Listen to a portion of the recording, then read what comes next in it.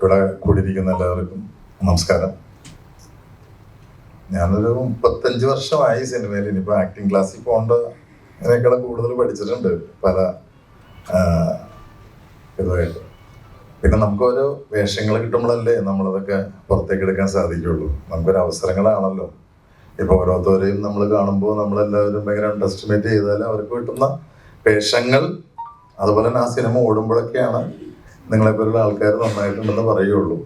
പിന്നെ ഇപ്പം ഈ സിനിമയെ കുറിച്ച് പറയുകയാണെങ്കിൽ ഇത് എന്താ പറയുക, ഒരു നടന്ന സംഭവത്തെ ആസ്പദമാക്കിയിട്ടുള്ളൊരു സിനിമ ആയതുകൊണ്ട് ഇപ്പൊ പലരും പറയുന്നുണ്ട് ഭയങ്കര ക്രിഞ്ച് സീനുകളുണ്ട്, അല്ലെങ്കിൽ പണ്ട് നമ്മൾ കണ്ടതുണ്ട് എന്നൊക്കെ പറയുന്നതിൽ. പക്ഷെ നമുക്ക് പറയാവുന്ന കാര്യം, കഥകളും സിറ്റുവേഷൻസ് എല്ലാം ഇവിടെ ഒന്നും മാറ്റമൊന്നും ഉണ്ടായിട്ടില്ല. ഇപ്പൊ നമ്മളൊരു പഴയ കഥ പറയുമ്പോൾ ആ പഴയ കാര്യങ്ങൾ തന്നെയല്ലേ പറയേണ്ടത്, അല്ലാണ്ട് അതിന് പുതിയ രീതിയിലൊന്നും. പിന്നെ ഈ പറയുന്ന പോലെ തിരക്കഥയിലോ അല്ലെങ്കിൽ ഉപയോഗിക്കുന്ന ഡയലോഗുകൾ പോലും അന്ന് പറഞ്ഞ കാര്യങ്ങൾ തന്നെ പറയണം. അപ്പൊ ഇതിനെ കുറിച്ച് മോശമായിട്ട് പറയുന്ന അവരുടെ കമന്റുകൾ ഞാൻ കേട്ടതിന്റെ അടിസ്ഥാനത്തിൽ പറയുകയാണ്. വളരെ ക്രിഞ്ച് സീനുകളാണ് അല്ലെങ്കിൽ മലങ്കൾട്ടാണ് എന്നൊക്കെ പറയുന്നിടത്ത് ഇതൊരു റിയലിസ്റ്റിക് ആയിട്ടുള്ള ഒരു കഥയെ ആസ്പദമാക്കി ഉണ്ടാക്കിയ ഒരു സിനിമയാണ്. പക്ഷെ ആ സിനിമ റിലീസ് ചെയ്യാൻ സാധിച്ചു. അതുപോലെ തന്നെ വളരെയധികം എഫേർട്ട് എടുത്തിട്ടുള്ള നല്ല ഫൈറ്റ് സീനുകളുണ്ട്. അതിപ്പോൾ ഇതിനെ ആക്ഷേപിക്കുന്നവർ പോലും സമ്മതിക്കുന്ന ഒരു കാര്യമാണ്. അവിടെയാണ് നമുക്ക് ഏറ്റവും വലിയൊരു കയ്യടി കിട്ടേണ്ട കാര്യം. കാരണം വളരെ ഫൈറ്റിനെ കുറിച്ച് ആരും മോശമായിട്ട് പറഞ്ഞിട്ടില്ല. ഞാൻ ഈ പറയുന്ന പല ആൾക്കാരുടെയും എല്ലാം കേട്ടതാണ്. അപ്പോൾ അതിന് അത്ര എഫേർട്ട് ഉണ്ട്. ഞാൻ ഇതിൻ്റെ ഒരു ആരംഭഘട്ടത്തിൽ പറഞ്ഞ കാരണം, പണ്ടെല്ലാം നമ്മൾ ഈ പറയുന്ന, ഞാൻ 93 സിനിമയിൽ വന്ന ആളാണ്. അന്നൊക്കെ അത് മുതൽ 2000 വരെയുള്ള സിനിമകളിലൊക്കെ ഫൈറ്റ് എന്ന് പറഞ്ഞാൽ ആർക്കും വേണ്ടാത്തൊരു കാര്യമാണ്. കാരണം ഫൈറ്റ് എന്ന് പറഞ്ഞാൽ, ഞാൻ നേരത്തെ പറഞ്ഞു, ഡയറക്ടർ പോലും ഫൈറ്റ് മാസ്റ്റർ ഏൽപ്പിച്ചിട്ട് പോകുന്ന ഒരു കാലഘട്ടമായിരുന്നു. അവിടുന്ന് മാറിയിട്ട് ഇപ്പോൾ ഫൈറ്റ് എന്ന് പറഞ്ഞാൽ അതാണ് ഇവിടെ നെടുന്തൂൺ എന്നൊക്കെ പറയുന്ന ഒരു ഇതിലേക്ക് വരുമ്പോൾ നമുക്ക് ഭയങ്കര ഒരു രോമാഞ്ചിഫിക്കേഷൻ. പക്ഷെ അപ്പൊ നമുക്ക് പ്രായം നമുക്ക് ഒരു അനുകൂല ഘടകമല്ലല്ലോ എന്നൊക്കെ നമ്മളിപ്പോൾ തോന്നി തുടങ്ങിയിരിക്കുന്നു. എങ്കിലും അതിനുള്ള എഫർട്ട്, ഇപ്പൊ ഞാൻ ഈ അടുത്തിടയ്ക്ക് ചെയ്ത പല സിനിമ, പള്ളിച്ചട്ടമ്പി പോലുള്ള സിനിമകളിലൊക്കെ അവരതിനിരുന്ന എഫർട്ടുകൾ 140 ദിവസം ഷൂട്ടിങ്.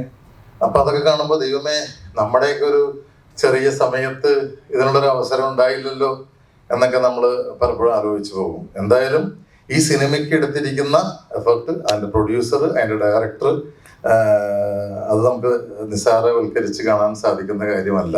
പ്രത്യേകിച്ചും 10-11 ഫൈറ്റുള്ളൊരു സിനിമ, അത് നല്ല രീതിയിൽ പോകുന്നു. 140 തിയേറ്ററിൽ പോകുന്നു, ഇനിയും തിയേറ്ററുകളിൽ അത് ഓടുന്നു എന്നൊക്കെ പറയുന്നത് ഒരാഴ്ച കഴിയുമ്പോൾ വളരെ സന്തോഷമുള്ള ഒരു കാര്യമാണ്. തീർച്ചയായിട്ടും നമ്മളിപ്പോൾ ഒരു സിനിമയിൽ, പ്രത്യേകിച്ച് യങ്സ്റ്റേഴ്സിന്റെ കൂടെയൊക്കെ നമ്മൾ, ഇപ്പൊ എൻ്റെ ഫ്രണ്ടിന്റെ മകനാണ് ഇരിക്കുന്നത്, ഈ കിച്ചു ടെല്ലസ്. അപ്പൊ ആ പിള്ളേരുടെ ഒക്കെ അവരുടെ മനസ്സിൽ, അതുപോലെ തന്നെ ഇപ്പൊ ഇവിടെ ഇരിക്കുന്ന സൂര്യ, ഇവരൊക്കെ ആയാലും അപ്പോൾ അവരുടെ കൂടെ ചെയ്യുമ്പോഴാണല്ലോ, അവരുടെ കൂടെ അഭിനയിക്കുമ്പോഴാണല്ലോ നമ്മൾ കണ്ടിരിക്കുന്ന സിനിമയല്ല ഇവര് കാണുന്നത്. കാരണം ഇവര് ജനിച്ചു വീണത് ഈ മൊബൈൽ വേൾഡിലേക്കാണല്ലേ. ഇപ്പൊ എല്ലാവരും സ്വന്തമായിട്ട് ഗംഭീരമായിട്ട് 4K സ്വന്തമായിട്ട് സിനിമ എടുത്തുകൊണ്ടിരിക്കുന്നതാണ് ഇന്നത്തെ പിള്ളേര്. കൊച്ചുകുട്ടികൾ പോലും ഇപ്പൊ നമ്മൾ ഒരു ഹോട്ടലിലൊക്കെ പോയി കഴിഞ്ഞാല്, പണ്ടൊക്കെ നമ്മൾ കുട്ടികളെ 1 വയസ്സ് 2 വയസ്സുള്ള കുട്ടികളെ കളിപ്പാട്ടം കൊണ്ടാണ് കളിച്ചിരുന്നെങ്കിൽ ഇന്ന് മൊബൈൽ കൊണ്ടാണ് ആ പിള്ളേർ കളിക്കുന്നത്. അമ്മമാരും അവർ മൊബൈലാണ് കൊടുത്തു കഴിഞ്ഞാൽ പിള്ളേര് ആസ്വദിക്കുകയാണ്. അപ്പൊ അങ്ങനെ മാറിപ്പോയി. അപ്പൊ അവരെ ഒന്നും ഒരിക്കലും നമുക്ക് സിനിമ പഠിപ്പിക്കാൻ സാധിക്കില്ല. കാരണം അവരിൽ നിന്ന് നമുക്ക് പഠിക്കാനേ പറ്റുള്ളൂ. അപ്പൊ അതുകൊണ്ട് നമ്മൾ ഇവരെ കൂടെ ചെയ്യുമ്പോൾ സിനിമയെ നമ്മൾ ഇവരിങ്ങനെയാണല്ലോ കണ്ടിരിക്കുന്നത് എന്ന് നമുക്ക് തോന്നും. കാരണം പണ്ടെല്ലാം നമുക്കറിയാം, പണ്ടത്തെ സിനിമകളെല്ലാം നമ്മൾ നോക്കിക്കഴിഞ്ഞാൽ കാണാം, ആദ്യം ഒരു സ്പൂൺ ഫീഡിങ് ഉണ്ടാവും. ഇത് അപ്പൻ, ഇത് അമ്മ, ഇത് കുട്ടികൾ, ഇത് അമ്മൂമ്മ എന്നൊക്കെ പറഞ്ഞിട്ട്. ഇന്ന് അതൊക്കെ മാറി. ഇന്നൊരു നോട്ടത്തിൽ കൂടി പോലും ആ വീട്ടിൽ ഇന്ന ആളാണെന്ന് മനസ്സിലാക്കും. കാരണം ഞാൻ അങ്ങനെ ഒരു ബ്രില്യൻസ് കണ്ടത് ജോജി എന്ന് പറഞ്ഞ പടത്തില്. ആ പടത്തിൽ ഞാൻ ഒരിക്കലും എൻ്റെ മകനായിട്ട് അഭിനയിക്കുന്നവൻ, എൻ്റെ മകൻ ഒരു സീക്വൻസ് പോലും ഇല്ല. പക്ഷെ ആൾക്കാർക്ക് അത് ആദ്യമേ തന്നെ മനസ്സിലായത് ഇത് ഇയാളുടെ മകനാണ്. അങ്ങനെ, അതായത് ആ ഒരു സ്ക്രിപ്റ്റിന്റെ ബ്രില്യൻസ് കൊണ്ടും ഡയറക്ടറുടെ ബ്രില്യൻസ് കൊണ്ടും ഒക്കെ പോകുന്നൊരു കാലഘട്ടത്തിലൂടെയാണ് മലയാള സിനിമ പോയിക്കൊണ്ടിരിക്കുന്നത്. അതുകൊണ്ടാണ് നമ്മുടെ മലയാള സിനിമയ്ക്ക് ഇത്രയും അക്സെപ്റ്റൻസ് ഉള്ളത്. നമ്മൾ മറ്റുള്ളൊരു സ്ഥലത്ത് ചെന്ന് കഴിഞ്ഞപ്പോൾ, ഞാനിപ്പോൾ ഈ അടുത്തിടയ്ക്ക് ഒരു കന്നഡ പടമൊക്കെ കണ്ടപ്പോൾ നമ്മളെയൊക്കെ അവർ കാണുന്നത് വലിയ ആർട്ടിസ്റ്റുകളായിട്ടാണ്. നമ്മൾ പറയുന്ന സജഷൻസും അവർ സ്വീകരിക്കുന്നത് നമ്മുടെ സിനിമകൾക്ക് അത്രയും വലിയ വൈഡ് അക്സെപ്റ്റൻസ് ഉള്ളതുകൊണ്ടാണ്. അതെല്ലാം നമ്മുടെ മലയാള സിനിമയ്ക്ക് വളരെ ഗുണം ചെയ്യുന്നുണ്ട്. അതുപോലെ തന്നെ നമുക്ക് ഇഷ്ടംപോലെ തിയേറ്ററുകൾ കിട്ടുന്നുണ്ട്. പണ്ടൊക്കെ നമുക്ക് ഞാൻ പല സമയത്തും പറഞ്ഞു, ഞാനൊക്കെ ചെന്നൈയിൽ ജീവിക്കുന്ന ആളായതുകൊണ്ട് ഞാനൊക്കെ പണ്ട് ചിന്തിച്ചിട്ടുണ്ട്, ദൈവം എന്നാണ് നമ്മുടെ സിനിമകളൊക്കെ ഇതുപോലുള്ള തിയേറ്ററിൽ കളിക്കുന്നത്, ഈ ഉദയം കോംപ്ലക്സിലൊക്കെ. അപ്പോൾ ഇപ്പൊ അതൊക്കെ മാറി. ഇപ്പൊ നമ്മുടെ സിനിമകൾ പോലും, ഇപ്പൊ നമ്മുടെ പൊങ്കാല പോലും അവിടെ നല്ല തിയേറ്ററിൽ കളിക്കുമ്പോൾ നമുക്ക് അതൊരു മലയാളി എന്നുള്ള നിലയ്ക്ക് നമുക്ക് ആത്മാഭിമാനം കൊള്ളാം, അഹങ്കരിക്കാം. നമസ്കാരം. എൻ്റെ മീഡിയാസിന് ഞാൻ ആദ്യം താങ്ക്സ് പറയുന്നു. നിങ്ങളാണ് എനിക്ക് എന്നും മാധ്യമത്തോടാണ് ഒരു വിശ്വാസം. മാധ്യമമാണ് സിനിമയെന്നല്ല നാട്ടിൽ നടക്കുന്ന എല്ലാ സംഭവങ്ങളും ജനങ്ങളിലേക്ക് എത്തിക്കുന്നത്. അതുകൊണ്ട് മാധ്യമം തന്നെയാണ് ഞാൻ ഏറ്റവും കൂടുതൽ നമ്പുന്നത്, ഞാൻ വിശ്വസിക്കുന്നത്. അപ്പോൾ ഞാൻ ബാക്കി കാര്യങ്ങളിലേക്ക് കിടക്കാം. ഇപ്പോൾ ബാബുചേട്ടൻ പറഞ്ഞ പോലെ ഒരുപാട് ക്രിറ്റിസൈസേഴ്സ് നമ്മുടെ സിനിമയെ കുറിച്ചിട്ട് അങ്ങനെയാണ് ഇങ്ങനെയാണെന്നൊക്കെ പറഞ്ഞു. ഇതിനൊന്നും പ്രതികരിക്കാനോ ഇതിനെക്കുറിച്ചിട്ട് കൂടുതൽ കാര്യങ്ങൾ പറയാനോ ഞാൻ ആഗ്രഹിക്കുന്നില്ല. ബിക്കോസ് എനിക്ക് അതൊരു പ്രചോദനമായിട്ടാണ് ഞാൻ കണ്ടത്.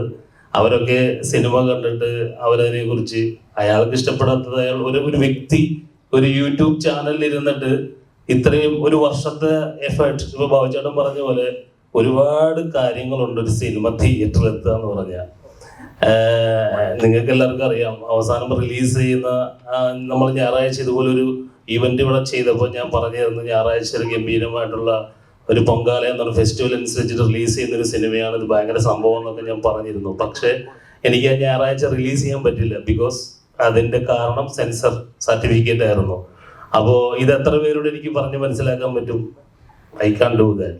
ജസ്റ്റ് വെരി, എന്നെ സംബന്ധിച്ചിട്ട് എനിക്കത് കൺവേ ചെയ്യാൻ പറ്റിയത് എൻ്റെ പ്രൊഡ്യൂസറിൻ്റെ മാത്രമാണ്.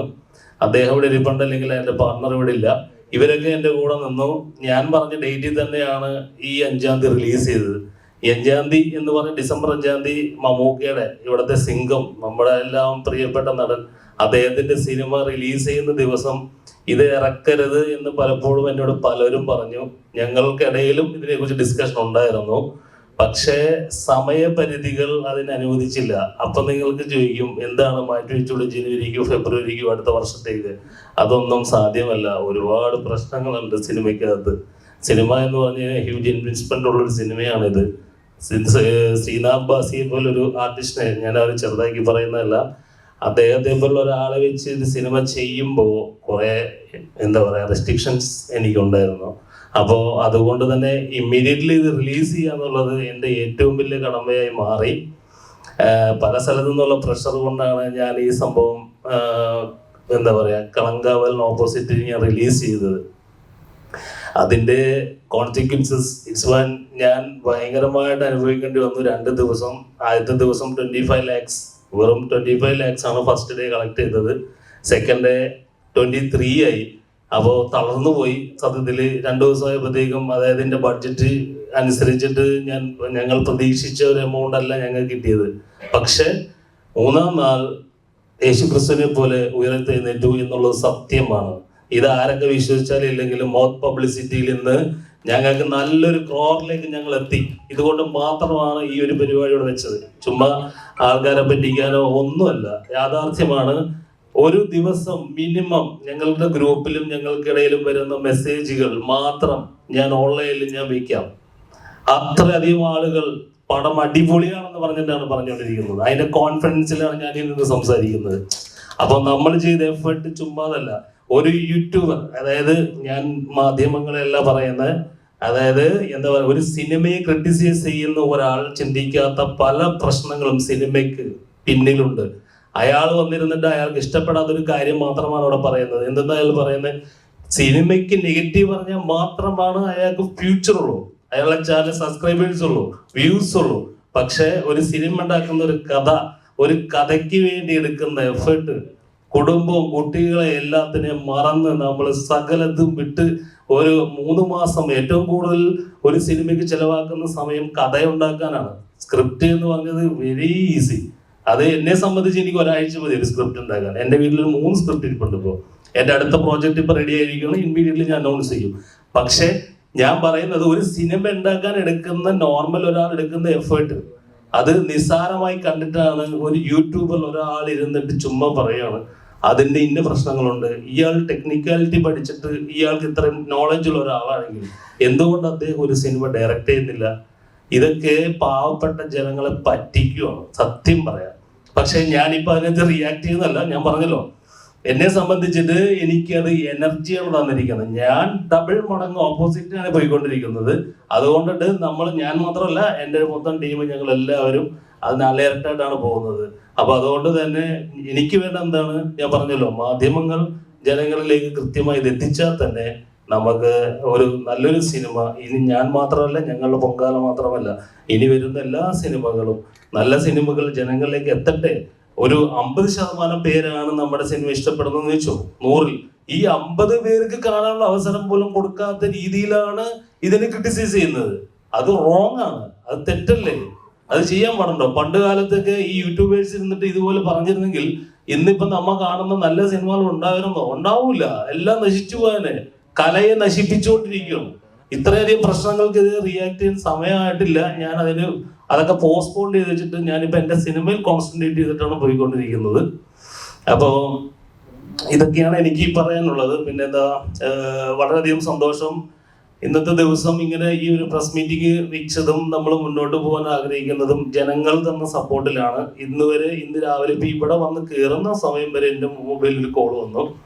അതും വിളിച്ചു പറഞ്ഞത്, എടാ വൈപ്പില് ഭയങ്കരമായിട്ട് വൈപ്പിൻ, അതായത് നടന്ന സംഭവം അവിടെയാണ്. ഞാൻ പറഞ്ഞല്ലോ, ഈ കഥ നടന്ന ഏരിയ അതാണ്. അവിടെ നിന്ന് ഒരു കോൾ വന്നിട്ട് പറഞ്ഞത് ഭയങ്കരമായിട്ട് എല്ലാവരും നല്ല അഭിപ്രായം പറയുന്നു എന്നാണ്. അപ്പോൾ ആ അഭിപ്രായത്തിന്റെ പുറത്താണ് ഞങ്ങൾ മുന്നേറിക്കൊണ്ടിരിക്കുന്നത്. ഇപ്പോ ഇന്നിപ്പോ നാളത്തേക്ക് ഒരു 4-5 സ്ക്രീൻ കൂടിയിട്ടുണ്ട്. ഇപ്പോ നാളത്തേക്ക് 1-2 സ്ക്രീൻ പ്രധാനപ്പെട്ട സിനിമ തിയേറ്ററുകൾ ഞങ്ങൾക്ക് കിട്ടിയിരുന്നില്ല. കാരണം അറിയാലോ, മമ്മൂക്കയെ പോലുള്ള ഒരാളുടെ സിനിമ വരുമ്പോൾ തീർച്ചയായിട്ടും അത് നമുക്ക് ബാധിച്ചു. അത് തന്നെയാണ് ബാധിച്ചത്. അല്ലെങ്കിൽ ഒരുപാട് യങ്സ്റ്റേഴ്സ്, ഞാൻ കാരണം ഈ സിനിമ റിലീസ് ചെയ്യുന്നതിന് തൊട്ട് 2-3 ദിവസം മുന്നേ ഞാൻ പ്രിവ്യൂ വെച്ചത് പോലും യങ്സ്റ്റേഴ്സിനായിരുന്നു. അത് വെച്ച് കഴിഞ്ഞാൽ അവരുടെ ആറ്റിറ്റ്യൂഡ് അറിഞ്ഞിട്ട് ഞാൻ റിലീസ് ചെയ്യുള്ളായിരുന്നു. As a human being I have the common sense. ഞാനത് ചെയ്തു. അവർ തന്ന കോൺഫിഡൻസിൽ മാത്രമാണ് 5-ാം തീയതി റിലീസ് ചെയ്തത്. പക്ഷെ ഈ പറഞ്ഞ ആ ഒരു സ്റ്റേജിലുള്ള കുട്ടികൾക്ക് സിനിമ കാണാനുള്ള സമയം കിട്ടിയിട്ടില്ല. അപ്പൊ അതിലേക്ക് എത്തിക്കുകയാണ്. ദൈവം സഹായിച്ച് ഇപ്പൊ എന്തായാലും തിയേറ്ററുകൾ കൂടുന്നു, നല്ല രീതിയിൽ കളക്ഷൻ വന്നുകൊണ്ടിരിക്കുന്നു. ഇന്നലത്തെ നല്ല കളക്ഷൻ ആയിരുന്നു. അപ്പൊ റിപ്പോർട്ട് ഇപ്പോൾ ഉടനെ ഞങ്ങൾ പുറത്തു വിടുന്നുണ്ട്. അപ്പൊ ഇനിയും നല്ല സഹകരണവും എല്ലാവരും ഞാൻ ആഗ്രഹിക്കുന്നു. ഞങ്ങൾ ആഗ്രഹിക്കുന്നു. ഇത്രയൊക്കെയാണ് എനിക്ക് പറയാനുള്ളത്. എന്തെങ്കിലും ഓവറായി സംസാരിച്ചിട്ടുണ്ടെങ്കിൽ ക്ഷമിക്കുക. Thank you so much. ചില നെഗറ്റീവുകളാണ് പലപ്പോഴും നമ്മളെ പോസിറ്റിവിറ്റിയുടെ. ഞാൻ പറയാതെ തന്നെ ഒരുപാട് പേര് എല്ലാവരും കണ്ടിട്ടുള്ളതാണ്. അത് വശന്ത് കോക്ക് ചെയ്യുന്ന സിനിമകളെല്ലാം, അയാൾ പറയുന്നത് എല്ലാ സിനിമകളും സൂപ്പർ ഹിറ്റ് ആയിട്ടുണ്ടോ എന്നാണ് എൻ്റെ ആദ്യത്തെ ചോദ്യം. അയാൾക്ക് പറയാം, അയാൾക്ക് ക്രിട്ടിസൈസ് ചെയ്യാം, അത് അയാളുടെ അവകാശമാണ്. ഞാനൊരു സിനിമ ഡയറക്റ്റ് ചെയ്യുന്ന പോലെ തന്നെയാണ്, അത് അയാളുടെ ഒപ്പീനിയനാണ്. he can talk to audience, but I want to asking to you, എന്തുകൊണ്ട് അയാൾ പറയുന്ന എല്ലാ സിനിമകളും ഹിറ്റായിട്ടുണ്ടോ? അയാൾ പറയുന്ന എല്ലാ സിനിമകളും നല്ലതാണോ? ജനങ്ങൾ സ്വീകരിച്ചിട്ടുണ്ടോ? അപ്പോൾ അത് അദ്ദേഹത്തിന്റെ മാത്രം ഒപ്പീനിയനാണ്. അദ്ദേഹം കാണുന്ന കാര്യമാണ്. അദ്ദേഹത്തിന് സിനിമ, അയാൾക്ക് നെഗറ്റീവ് പറഞ്ഞാൽ അയാൾക്ക് വ്യൂസ് കിട്ടുമെന്നുണ്ടെങ്കിൽ അദ്ദേഹം സംസാരിച്ചിരിക്കും. അത് എന്നെ സംബന്ധിച്ചിട്ട് ഞാൻ നേരത്തെ പറഞ്ഞ പോലെ എൻ്റെ എഫേർട്ടിനെയാണ് അയാൾ ചോദ്യം ചെയ്തത്. അയാൾക്ക് ഒരു സിനിമ കാണുമ്പോൾ നമ്മൾ ആ സിനിമയിലെ കഥയിലോ അല്ലെങ്കിൽ ആ എന്തെങ്കിലും വിഷ്വലിലോ അല്ലെങ്കിൽ എന്തെങ്കിലും മേക്കിംഗ് ഇഷ്യൂസോ അങ്ങനെയൊക്കെ അദ്ദേഹത്തിന് പറയാം. അദ്ദേഹം പറയുന്നത് എന്താ, ഒരു ക്യാരക്ടർ വന്നു അയാൾ പോയി, ഇയാൾ പറയുന്ന ഇതിനകത്ത് ഏറ്റവും വലിയ പ്രശ്നം എന്താണെന്നറിയോ, ഫോൾട്ട് സംഭവിച്ചിരിക്കുന്നത്. ഞാനിപ്പോ ഇങ്ങനെ പറയാൻ പോലും കാരണം, ആ യൂട്യൂബിൽ ഇപ്പൊ വന്നിരിക്കുന്ന അദ്ദേഹം പറഞ്ഞിരിക്കുന്ന ഈ ക്രിട്ടിസൈസേഴ്സ് നിങ്ങൾ ഒന്നും കൂടെ ഒന്ന് വാച്ച് ചെയ്താൽ നിങ്ങൾക്ക് മനസ്സിലാവും ഞാൻ പറയുന്നത് എന്താണെന്ന്. സിനിമ കണ്ടിട്ടാണോ അദ്ദേഹം ഇത് റിവ്യൂ ചെയ്തതെന്ന് എനിക്ക് നല്ല സംശയമുണ്ട്. കാരണം പറയണ ക്യാരക്ടേഴ്സ് തമ്മിൽ ഒരു ബന്ധവും ഇല്ല. അതുകൊണ്ടാണ് ഞാൻ ആദ്യം പറഞ്ഞത്, അത് എനിക്കൊരു എനർജി ആയിട്ട് ഞാൻ എടുത്തിരിക്കുന്നത്. എനിക്ക് അതൊരു പ്രശ്നമല്ല. കാരണം അയാൾ സിനിമ കണ്ടിട്ടല്ല റിവ്യൂ ചെയ്തിരിക്കുന്നത്. അയാൾ പറഞ്ഞ ക്യാരക്ടേഴ്സ് തമ്മിൽ ഒരു ബന്ധവും ഇല്ല. നിങ്ങൾ ഓരോരുത്തരും ഇതിനകത്ത് പല ആളുകളും സിനിമ കണ്ടിട്ടുണ്ടെന്നാണ് ഞാൻ വിശ്വസിക്കുന്നത്. അപ്പൊ അവരോട് ചോദിച്ചു നോക്കാം, നിങ്ങൾ അല്ലെങ്കിൽ കണ്ട ആളുകൾ ഒന്നും കൂടെ അദ്ദേഹത്തിന്റെ ആ ഒരു സിനിമയെ കുറിച്ചിട്ടുള്ള റിവ്യൂ എടുത്ത് നോക്കിക്കഴിഞ്ഞാൽ മനസ്സിലാവും കഥാപാത്രങ്ങൾ അങ്ങോട്ടും ഇങ്ങോട്ടും മാറിപ്പോയിട്ടുണ്ട്. അത് തന്നെ ഏറ്റവും വലിയ ഫോൾട്ട് അല്ലേ? ഇത്രയും കോടി രൂപ മുടക്കി ഒരു സിനിമ എടുത്തിട്ട് സിനിമ കാണാതെ എങ്ങനെയാണ് ഇത് ചെയ്യുക? എനിക്കറിയാൻ പാടില്ല. അത് കാണുന്ന പാവപ്പെട്ട ജനങ്ങള് ചിന്തിക്കുന്നത് എന്താ, ആ സിനിമ മോശമാണെന്നല്ലേ ചിന്തിക്കുള്ളൂ. പക്ഷെ എന്തോ ഭാഗ്യം കൊണ്ട് അല്ലെങ്കിൽ നമ്മുടെ സത്യസന്ധത കൊണ്ട് ദൈവത്തിന്റെ അനുഗ്രഹം കൊണ്ടിട്ട് ദൈവം അത് മൗത്ത് പബ്ലിസിറ്റിയിലൂടെ ആളുകൾ എത്തിച്ചുകൊണ്ട് ഇന്നിപ്പോ തിയേറ്ററിൽ സാധനം പോകുന്നു. എനിക്കിപ്പോ ഇവിടെ ഇരിക്കാൻ പറ്റി. ഇല്ലെങ്കിൽ രണ്ടാമത്തെ ദിവസം വാഷ് ഔട്ടായി പോകും. ഇത് ഒരു സിനിമയല്ല, ഇത്രയും കോടികൾ മുടക്കി ചെയ്യുന്ന സിനിമയ്ക്ക് ഇങ്ങനെയൊക്കെ റിവ്യൂ പറഞ്ഞു കഴിഞ്ഞാൽ എവിടെ പോയി നിൽക്കും? അതാ ഞാൻ ചോദിച്ചത്. പുള്ളി പറയുന്ന എല്ലാ സിനിമയും സൂപ്പർ ഹിറ്റ് ആണ്, ഞാൻ സമ്മതിച്ചേ. മനസ്സിലായോ? അയാളൊരു വലിയ ടെക്നീഷ്യൻ ആയിരിക്കും, എന്നെക്കാട്ടും ബ്രില്യൻ്റ് ആണ്. എനിക്ക് അറിയില്ല, ഞാനൊരു കോമൺ സെൻസ് ഉള്ള ഒരാളാണ്. അയാൾക്ക് അതിബുദ്ധിമാനാണ് അയാൾ. എങ്കിൽ അദ്ദേഹം പറയുന്ന കാര്യങ്ങൾ എല്ലാ സിനിമകളും അതുപോലെ ഇവിടെ ഹിറ്റ് ആയിട്ടുണ്ടെങ്കിൽ അല്ലെങ്കിൽ ജനങ്ങൾ സ്വീകരിച്ചിട്ടുണ്ടെങ്കിൽ ഞാൻ സമ്മതിക്കാം. അദ്ദേഹം നല്ലത് എന്ന് പറയുന്ന എത്രയോ സിനിമകളിലൂടെ ഔട്ടായി പോയി. കഴിഞ്ഞ ദിവസം പോലും സംഭവിച്ചു. ഞാനത് മെൻഷൻ ചെയ്യുന്നില്ല ആരാണ് ഏതാണ് സിനിമ എന്നുള്ളത്. അത് സിനിമയിൽ നിൽക്കുന്ന ഒരു ഡയറക്ടർ എന്നുള്ള നിലക്ക് എൻ്റെ എത്തിക്സ് ആണ്, ഞാനത് കീപ്പ് ചെയ്യുന്നു. കാരണം ഒരു റിവ്യൂർ എന്തെങ്കിലും പറഞ്ഞെന്ന് വെച്ചിട്ട് അങ്ങനെ തകർന്നു പോകുന്നതല്ല സിനിമകള്. അദ്ദേഹത്തിന്റെ റിവ്യൂ പറയുന്നു. എത്രയോ സിനിമകൾ അദ്ദേഹം അതുപോലെ ആൾക്കാരും പറയുന്നത് ഓടുന്നുണ്ട്. കാരണം നമ്മളിപ്പോ കാണുന്ന ഒരു എനിക്കിഷ്ടപ്പെടുന്നൊരു സിനിമ ചിലപ്പോൾ താങ്കൾക്ക് ഇഷ്ടപ്പെടണമെന്നില്ല, അല്ലെങ്കിൽ എനിക്ക് ഇഷ്ടപ്പെട്ടത് ചിലപ്പോൾ മറിച്ച അഭിപ്രായം പറയാം. അതിലൊന്നും വലിയ കാര്യമൊന്നുമില്ല. അതൊക്കെ നമ്മളൊരു പോസിറ്റീവായിട്ട് എടുക്കണമെന്ന് ഞാൻ പറയുന്നുള്ളൂ. പക്ഷെ ഇദ്ദേഹത്തിന് ഇത്ര വേദനിക്കാൻ കാരണം ഇദ്ദേഹം ഒരു 2 വർഷമായിട്ട് ഇതിന്റെ പുറകെ നടന്ന, കാരണം ഒരു സിനിമ റിലീസ് ചെയ്യാന്ന് പറയുന്ന ഇന്നത്തെ കാലത്ത് വളരെ വളരെ പണിപ്പെട്ട ഇതാണ്. കാരണം ഞാൻ 94 സിനിമ അഭിനയിക്കാൻ വന്ന ആ വർഷം തന്നെ പ്രൊഡ്യൂസ് ചെയ്ത ആളാണ് ഞാൻ. അന്നൊക്കെ വളരെ ഈസിയാണ് ഈ കാര്യം. അന്ന് നമുക്ക് നിങ്ങളുടെ കയ്യിലിരുന്ന കാശൊക്കെ കണ്ടിട്ട് എനിക്ക് പടം കൊടുക്കാം. അലിയുടെ കയ്യിൽ ഇത്ര പൈസ ഉണ്ടെന്ന് കണ്ടിട്ട്, എൻ്റെ സുഹൃത്താണല്ലോ, എനിക്ക് പടം കൊടുക്കാം. ഇന്നത് നടക്കില്ല. ഇന്ന് അവസാനം ഇപ്പൊ ഒരു സിനിമ ഇറങ്ങാൻ അനൗൺസ് ചെയ്തൊരു സിനിമയുടെ കാര്യങ്ങളൊക്കെ ഞാൻ പറയാം. ഇപ്പൊ നമ്മൾ ഒരു സിനിമ എടുക്കാൻ തീരുമാനിച്ചാൽ അതിന്റെ പോസ്റ്റർ ഒട്ടിക്കാനുള്ള പശയുടെ കാശ് മുതൽ കണ്ടിട്ട് വേണം ഇറങ്ങാൻ. കാര്യം മാറിപ്പോയി. അപ്പോൾ ഇറങ്ങുന്ന എല്ലാ സിനിമകളെയും നമ്മൾ ഈ പറയുന്ന പോലെ ഇത് ഇദ്ദേഹത്തിന്റെ വേദനയാണ് ഈ പറഞ്ഞത്, പ്രൊഡ്യൂസറുടെ ഇവരുടെയൊക്കെ. അപ്പോൾ അതിന്റെ ഒരു എഫർട്ട് ഉണ്ടല്ലോ, ആ എഫർട്ടിനെ നമ്മൾ കളിയാക്കരുതെന്ന് മാത്രമേ എനിക്ക് പറയാനുള്ളൂ. നിങ്ങൾ പറഞ്ഞോളൂ, നിങ്ങളുടെ അഭിപ്രായം പറയാം, പക്ഷെ അതൊരു കൊഞ്ഞണം കുത്തുന്ന രീതിയിൽ അഭിപ്രായം പറയരുത്. മനസ്സിലായില്ലേ? ഇപ്പൊ ഈ കുട്ടി എന്നോട് ചോദിച്ചു, ഇപ്പൊ അഭിനയത്തിലൊക്കെ വളരെയധികം മാറിയിട്ടുണ്ടല്ലോ. ഞാൻ അതിലേക്ക് തന്നെ വരികയാണ്. കാരണം ഇത് നമ്മളിങ്ങനെ തേച്ചൊരിയുമ്പോൾ എനിക്ക് കൊണ്ടുവരുന്ന സംഭവമാണല്ലോ. ആദ്യമേ ചിലപ്പോൾ നമുക്ക് അങ്ങനെ ഒരു അവസരം കിട്ടിക്കഴിഞ്ഞാൽ ചിലപ്പോൾ നമുക്ക് വരി ഇത് കുറെ കഴിയുമ്പോഴാണ് അതിലേക്ക് വരുന്നത്. അപ്പൊ എന്ന് പറഞ്ഞ പോലെ ക്രിട്ടിസൈസ് ചെയ്യാനുള്ളൊരു അവകാശം എല്ലാവർക്കും ഉണ്ട്. പക്ഷെ അത് കളിയാക്കരുത്. ഒരു ബൗണ്ടറി ഉണ്ട്, അതിൽ വെച്ചിട്ട് വേണം ചെയ്യാൻ. അത്ര കാരണം ഇവരുടെ എഫർട്ടൊക്കെ നമ്മൾ കുറെ കണ്ടതാണ്. കാരണം ആ ഒരു സിനിമ പുറത്തിറക്കാന്ന് പറഞ്ഞാൽ വളരെ ഇതുള്ള പണിയാണ്, ഇല്ലേ? ഇപ്പൊ തന്നെ സിനിമകൾ തന്നെ ഇതുപോലെ പല ആൾക്കാരും പലതും പറഞ്ഞ് നമുക്ക് സിനിമകൾ ഇല്ലാതെ കേരളത്തിൽ. ഞാൻ അതിലേക്കൊന്നും കിടക്കുന്നില്ല. ഓക്കെ, ചോദിച്ചോളൂ. വലിയ പ്രാധാന്യം വലിയ ഡിമാൻഡുകൾ വെക്കുന്നു. ആ ഫൈറ്റ് സീനുകളിലേക്ക് വീണ്ടും ഫൈറ്റ് ഇടികൊള്ളാൻ വേണ്ടി മാത്രം പണ്ട് കാലമുണ്ട്. തീർച്ചയായിട്ടും തൃപ്തി ഇറന്നിട്ട് ആൾക്കാരത് അംഗീകരിക്കുന്നു എന്നുള്ളതാണ്. ഇന്നത്തെ പിള്ളേര് യങ്സ്റ്റേഴ്സ് ഒരു റോപ്പിൽ ചെയ്യുന്ന ഒരു സാധനം അവർ കണ്ടുപിടിക്കുന്നുണ്ട്. അത് റോപ്പാണെന്ന് പറയുന്നത്. അങ്ങനത്തെ ഉള്ള പിള്ളേരുടെ മുമ്പിലേക്കാണ് നമ്മൾ ഈ സിനിമയായിട്ട് വരുന്നത്. അപ്പൊ നമ്മൾ റിയലായിട്ട് ചെയ്യുന്ന കാര്യം, ഇപ്പൊ ഞാനൊക്കെ ഫൈറ്റ് ചെയ്ത 2 കൈ ഓടിച്ചിട്ടുള്ളതാണ്. എനിക്ക് കണ്ടമാനം പരിക്കുകൾ പറ്റിയിട്ടുള്ളത്. ഞാൻ അതൊന്നും ഈ അവസരത്തിൽ പറഞ്ഞാൽ അന്ന് ഫൈറ്റിന് അത്ര ഇമ്പോർട്ടൻസ് ഉണ്ടായിട്ടുള്ളൂ. ഞാൻ ഫൈറ്റ് ചെയ്ത് വീണ് ലാസ്റ്റ് ബോധം കെട്ട് കിടക്കുന്ന അവസരത്തിലാണ് ആ സിനിമ മതി എന്നും പറഞ്ഞിട്ട് അന്നത്തെ പ്രൊഡ്യൂസർ പോയത്. എന്നൊരു ആശുപത്രി പോലും കൊണ്ട് അവർ അഡ്മിറ്റ് ചെയ്തില്ല, അവിടെ ഉപേക്ഷിച്ചിട്ട് പോയിരുന്നു. ഞാൻ സിനിമയുടെ പേരൊന്നും പറയുന്നില്ല. അപ്പൊ അത് അന്നത്തെ കാലം. ഇന്നത് മാറിയിട്ട് ഇപ്പൊ ഞാൻ പറഞ്ഞില്ല, ഇപ്പൊ പള്ളിച്ചട്ടം, ഇപ്പൊ ഞാൻ ലാസ്റ്റ് ചെയ്ത പടം, എന്തൊരു എഫർട്ടാണ് അവർ എടുക്കുന്നത് ആ പടത്തിന് വേണ്ടിയിട്ട്. ആ ഓരോ ഫൈറ്റിൽ ഓരോ ഷോട്ടിന് വേണ്ടി എടുക്കുന്നത്. അതുപോലെ തന്നെ ഈ പടത്തിലേക്ക് വന്നു കഴിഞ്ഞാൽ തന്നെ പല മാസ്റ്റർമാരുണ്ട്. എല്ലാം നമ്മുടെയൊക്കെ എൻ്റെയൊക്കെ അസിസ്റ്റൻസ് പിള്ളേരാണ് ഇപ്പോഴത്തെ വലിയ മാസ്റ്റർമാര്. ഞാനൊക്കെ ഇടികൊണ്ട് നടക്കുന്ന സമയത്ത് ഈ ധാരായ മാസ്റ്ററിനെ, സുബ്രഹ്മണ്യ മാസ്റ്ററിന്റെയും കമൽകണ്ഠൻ മാസ്റ്ററിന്റെ അസിസ്റ്റൻസ് ആയിരുന്നവർ ഇന്നത്തെ വലിയ മാസ്റ്റർമാര്. അപ്പൊ അവരൊക്കെ ഇന്ന് പറയുന്ന ഷോട്ടുകളും അവരിന്ന് വെക്കുന്ന കാര്യങ്ങളും അതിനു വേണ്ടി ഇവര് ചെയ്യുന്ന എഫർട്ടുകളും ഇന്നിപ്പോ ഏതൊരു സെറ്റിൽ ചെന്നാലും നമ്മൾ ഒരു ക്രെയിൻ ഇല്ലാത്ത സ്ഥലമില്ല, ഒരു ട്രാക്ടർ ഇല്ലാത്ത സ്ഥലമില്ല, മറ്റേ എയർ, അതുപോലെ തന്നെ കാണുന്ന ഫെസിലിറ്റീസ്. പണ്ടങ്ങനെ ആയിരുന്നില്ല. ഞാനൊക്കെ 4ാം നിലയുടെ മുകളിൽ നിന്ന് താഴേക്ക് എടുത്ത് വലയിലേക്കാ പറഞ്ഞ് വിശ്വസിക്കൂ. മാന്ത്രിക കുതിര എന്ന് പറഞ്ഞ സിനിമയില് ലാലു അലക്സേട്ടൻ അടക്കം ഇങ്ങനെ വല പിടിച്ചേക്കാം. ഞാൻ 4ാം നിലയുടെ മുകളിൽ നിന്ന് താഴേക്ക് കിടന്ന് അന്നൊരു ബലൂണോ റോപ്പോ ഒന്നുമില്ല, ആ വലയിലേക്ക് കഴിഞ്ഞ് കാലൊടിഞ്ഞു.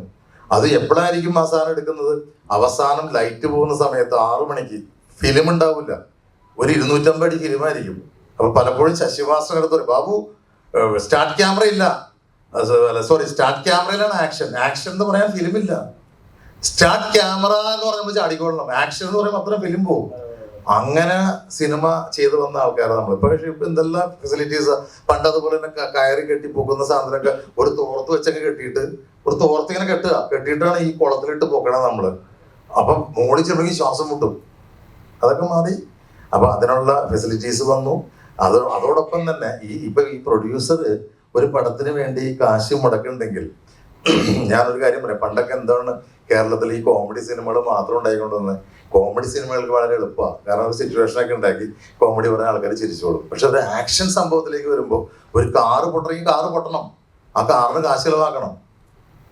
മനസ്സിലായില്ലേ? അപ്പൊ അതുകൊണ്ട് നമ്മുടെ ഏരിയ, ഞാൻ നാളെ പറഞ്ഞു, നമുക്കൊരു 14 സ്റ്റേഷനിൽ ഉണ്ടായുള്ളൂ. 14 റിലീസിംഗ് സ്റ്റേഷൻ വെച്ചിട്ടാണ് നമ്മൾ ഈ സിനിമ ഉണ്ടായിക്കൊണ്ടിരുന്നത്. അപ്പൊ അതിൽ നിന്നൊക്കെ മാറിപ്പോയി. ഇപ്പൊ നമ്മുടെ കേരളത്തിൽ കോവിഡ് കഴിഞ്ഞതിന് ശേഷം കേരളത്തിൽ ഇവിടുന്ന് ഉത്തരാഖണ്ഡ് വരെ, ഞാനിപ്പോ ഇന്നാള് പോയപ്പോ ഉത്തരാഖണ്ഡിൽ ഡെറാഡൂണിൽ നമ്മുടെ പടം കളിക്കുന്നു. സന്തോഷമായി. മലയാള സിനിമ അവിടം വരെ എത്തി. അപ്പൊ അങ്ങനെ വലിയൊരു അംഗീകാരം നമുക്ക് കിട്ടിയിട്ടുണ്ട്. അപ്പൊ അതുകൊണ്ട് ഇപ്പൊ ഫൈറ്റ് എന്ന് പറഞ്ഞാൽ ഈ പടത്തിൽ 11 ഫൈറ്റ് ഉണ്ട്. ആ 11 ഫൈറ്റിലും ഈ ഡയറക്ടർ എന്ന് പറഞ്ഞാൽ അതിന്റെ കട്ടക്കുണ്ട്, അതുപോലെ തന്നെ അതിന്റെ ക്യാമറമാനും, അതുപോലെ തന്നെ അതിന്റെ കാശ് മുടക്കാൻ പ്രൊഡ്യൂസറും. ഏതൊരു ഡയറക്ടർക്കും സ്വപ്നം കാണാന്നേ, ഒരു ആർട്ടിസ്റ്റിനും സ്വപ്നം കാണാം. പക്ഷെ അത് പ്രാക്ടിക്കൽ ആകണമെങ്കിൽ അതിന്റെ പുറകെ ഒരു പ്രൊഡ്യൂസർ വേണം, സ്ട്രോങ് പ്രൊഡ്യൂസർ വേണം. ഞാൻ എടുത്തു പറയുന്നു, അണ്ടർലൈൻ ചെയ്ത് പറയുന്നു, മുടങ്ങണ കാശിന് ഒരു ട്യൂബ് അടിച്ച് പൊട്ടിച്ചാൽ ആ ഷോട്ട് ഒക്കെ അല്ലെങ്കിൽ കാശ് പോയി. ശരിയല്ലേ? അപ്പൊ അതിനെ ഞാൻ അപ്രിഷ്യേറ്റ് ചെയ്യാണ്. അതാണ് ഞാൻ താങ്കളെ വിളിച്ചുകൂടി കിട്ടിയത്. കാരണം ഇതുപോലെ കാശ് മുടക്കി ഒരു പടം ചെയ്യാൻ ചങ്കൂറ്റമുള്ള ഒരാളെന്ന് പറഞ്ഞത് അതുകൊണ്ടാണ്. ട്യൂബ് പോട്ടെ, പല സാധനം തകർന്നിട്ടുണ്ട്, ട്യൂബ് ഇപ്പൊ ഇത്രയാവുള്ളൂ.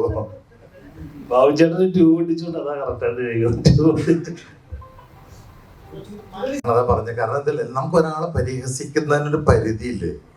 ഒരാളുടെ കഴിവ്, ആ കഴിവ് നമ്മള് ഇപ്പോ ചില ആൾക്കാർ ഇയാൾ എങ്ങനെയാണ് ഇതിങ്ങനെ ആയതാ, ഇങ്ങനെ ആയതെന്ന് പറയുന്ന ഒരു കഷ്ടപ്പാടുണ്ട്.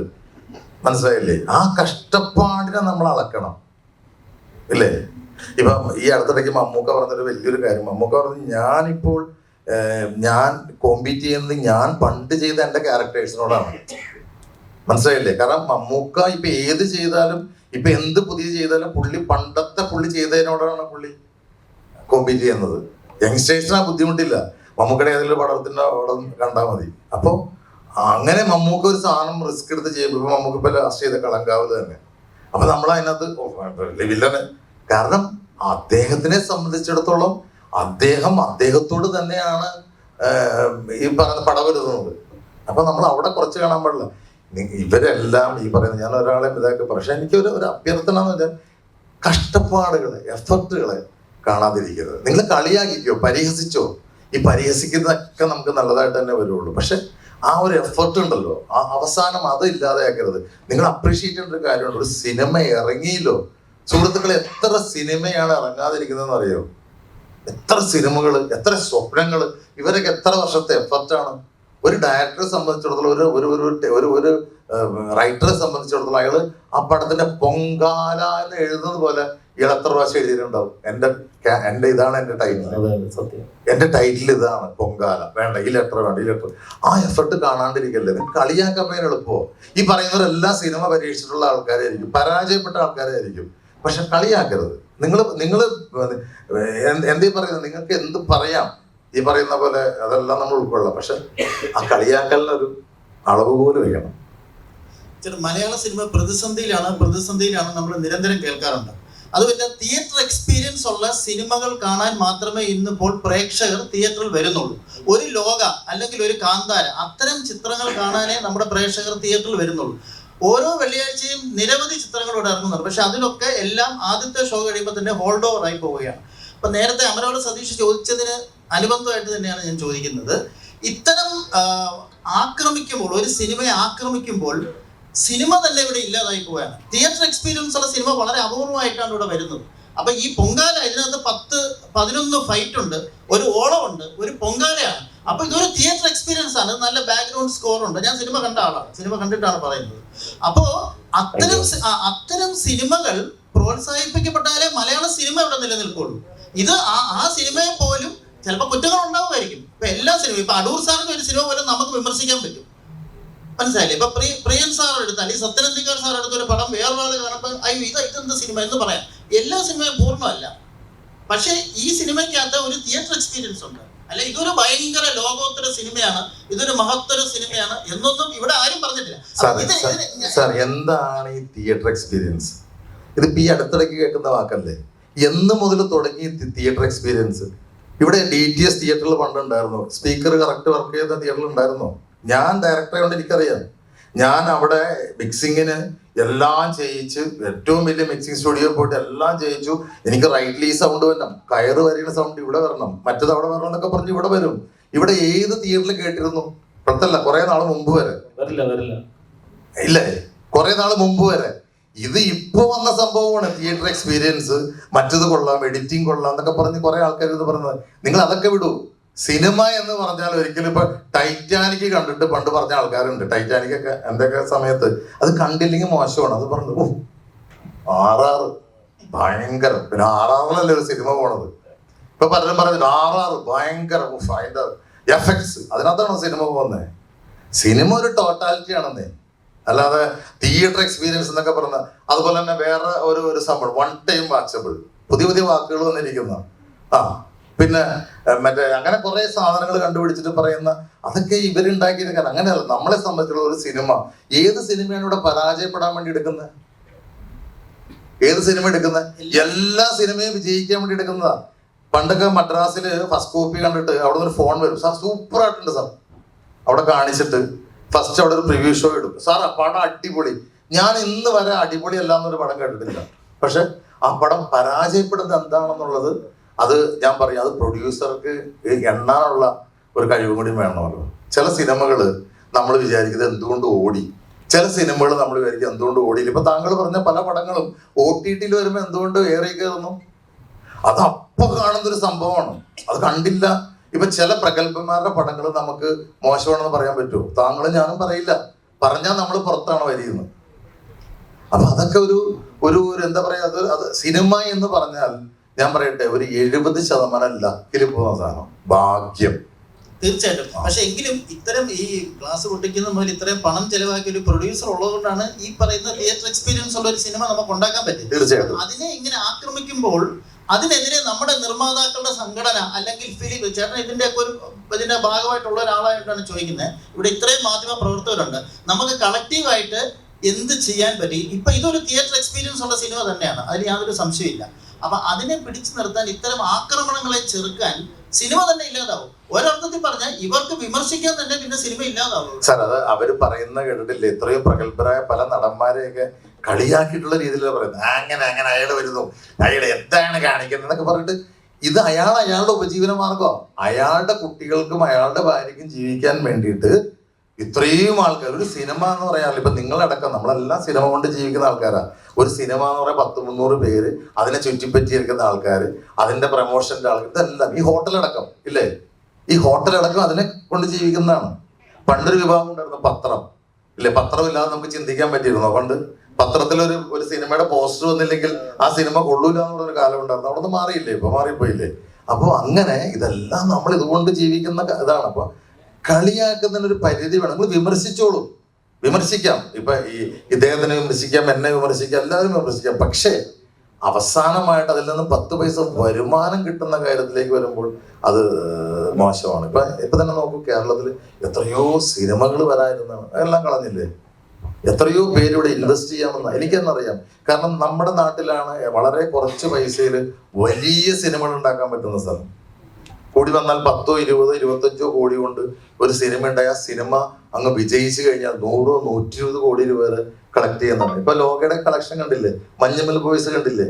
അപ്പൊ ആ ഒരു സാധനം നമ്മൾ വീണ്ടും താഴേക്ക് വന്നു, നമ്മുടെ കയ്യിൽ റിപ്പോർട്ട് തന്നെ. അപ്പൊ അതിനെ കുറിച്ചൊക്കെ നമുക്ക് പിന്നെ പറയാം. എക്സ്പീരിയൻസ് ഇതുപോലുള്ള ഒരേ ആക്ഷൻ സിനിമകളിലൂടെ പോയ ആളാണ്. അപ്പോൾ പൊങ്കാലയിലേക്ക് വന്നപ്പോൾ ഉള്ള ഒരു ഡിഫറൻസിന്റെ കൂടുതലും ഫൈറ്റ് സീൻസിനെ പറ്റി എല്ലാവരും അപ്രീഷിയേറ്റ് ചെയ്യുന്നുണ്ട്. എല്ലാവർക്കും നമസ്കാരം. ഈ സിനിമ എഴുതുന്ന സമയം തൊട്ട് എൻ്റെ ഡയറക്ടറായിട്ട് എനിക്ക് കമ്പനി ഉണ്ട്.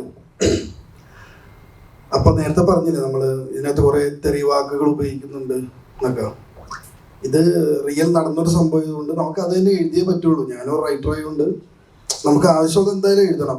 അത് മാറ്റി പുതിയ സ്റ്റൈലാക്കിയിട്ട് കാര്യമില്ല. പിന്നെ ഈ പടത്തിനൊരു കാലഘട്ടവും നമ്മൾ പറയുന്നുണ്ട്. അപ്പൊ ആ കാലഘട്ടത്തിലെ രീതികളായിരിക്കുമല്ലോ നമ്മൾ എഴുതി വെക്കുക. അപ്പൊ വിമർശനം കൊണ്ട് മാത്രം ഒരു പടം തോക്കൊന്നുമില്ല. ഇപ്പൊ നമ്മുടെ പടം തന്നെ ആയാലും ആളുകൾ കണ്ട് നല്ല അഭിപ്രായം പറഞ്ഞുകൊണ്ടാണ് ഇപ്പൊ ഇന്ന് ഇവിടെ ഇരിക്കുന്നത്. അപ്പൊ അതുകൊണ്ട് കൊള്ളാം, പടം അടിപൊളിയായിട്ടുണ്ട്, എല്ലാവരും കാണണം. പിന്നെ എക്സ്പീരിയൻസ് എന്ന് വെച്ച് കഴിഞ്ഞാൽ ബാബുവേട്ടൻ പറഞ്ഞ പോലെ 11 ഫൈറ്റ് ഉണ്ട് ഈ പടത്തില്. എല്ലാം ഓരോ മാസ്റ്റർമാരാണ് ചെയ്തിരിക്കുന്നത്. അപ്പൊ അത് തന്നെ വലിയ എക്സ്പീരിയൻസ് ആണ്. ഒരു പടത്തില് 4 മാസ്റ്ററോട് വർക്ക് ചെയ്യാന്ന് പറയുന്നത്. പിന്നെ ബാബുവേട്ടനൊക്കെ മുന്നേ തൊട്ട് അറിയുന്ന ഒരാളാണ്. ഞാൻ ആദ്യമായിട്ടാണ് ബാബുവേട്ടനോട് വർക്ക് ചെയ്യുന്നത് അല്ലെ. പേഴ്സണലി ബന്ധമുണ്ടെങ്കിലും സിനിമയായിട്ട് ഫസ്റ്റ് ടൈമാണ് വർക്ക് ചെയ്യുന്നത്. അതൊരു വലിയൊരു ഇതായിട്ട് കൂട്ടുന്നു. പിന്നെ അതെല്ലാവരും പടം കാണാം, തിയേറ്ററിൽ പോയി പടം കാണാം. നല്ലൊരു ഇടിപ്പടം തന്നെയാണത്. ഓക്കെ. മൊത്തത്തിലൊരു ഫൈറ്റ് അല്ലെങ്കിൽ ഓവറോൾ മീനിങ് സ്റ്റാർട്ട് തൊട്ട് എൻഡ് വരെ ഫൈറ്റ് പരിപാടി ഫസ്റ്റ് ടൈമാണ്. ആൻഡ് ഇത്രയും വലിയൊരു ക്രൂ, ഓൾറെഡി ബാബു ചേട്ടനും എല്ലാവരും കാര്യങ്ങളെല്ലാം പറഞ്ഞു. സോ ഇത്രയും വലിയൊരു ക്രൂ എന്നെ സംബന്ധിച്ച് മാസീവാണ്. ഇപ്പം ബാബു ചേട്ടൻ പറഞ്ഞ പോലെ ഇപ്പം ഒരു പടം ഇറങ്ങാൻ അല്ലെങ്കിൽ സ്റ്റാർട്ടപ്പ് ആവാൻ തന്നെ ഇഷ്ടംപോലെ സ്ട്രഗിൾസാണ്. അതേനെക്കാട്ടിയും കഷ്ടപ്പാടാണ് ഒരു പുതിയൊരു ആർട്ടിസ്റ്റിന് വരാൻ തന്നെ. ഞാൻ കൊച്ചിലെ തൊട്ടുണ്ട്, എന്നാലും ലൈക്ക് ഇത്രയും വലിയ മാസീവ് ഒരു ഫിലിമിൽ ഫസ്റ്റ് ടൈമാണ്. And so I am blessed. ദൈവത്തിനോട് മാത്രം നന്ദി ഇത്രയും വലിയ ക്രൂവിനോട് വർക്ക് ചെയ്യാനായിട്ട്. ആൻഡ് സോങ് ഞാൻ അതിനകത്ത് അഭിനയിച്ചിട്ടെന്നേ ഉള്ളൂ. അത് ബാക്ക് ചെയ്തേക്കുന്നത് ഹന്നാൻ ചേട്ടനാണ് സോങ് പാടിയത്. നമ്മളെല്ലാവരും ഹന്നാൻ ഷാ ആൻഡ് രഞ്ജൻ ചേട്ടനാണ് എൻ്റെ മ്യൂസിക് കമ്പോസ് ചെയ്തേക്കുന്നത്.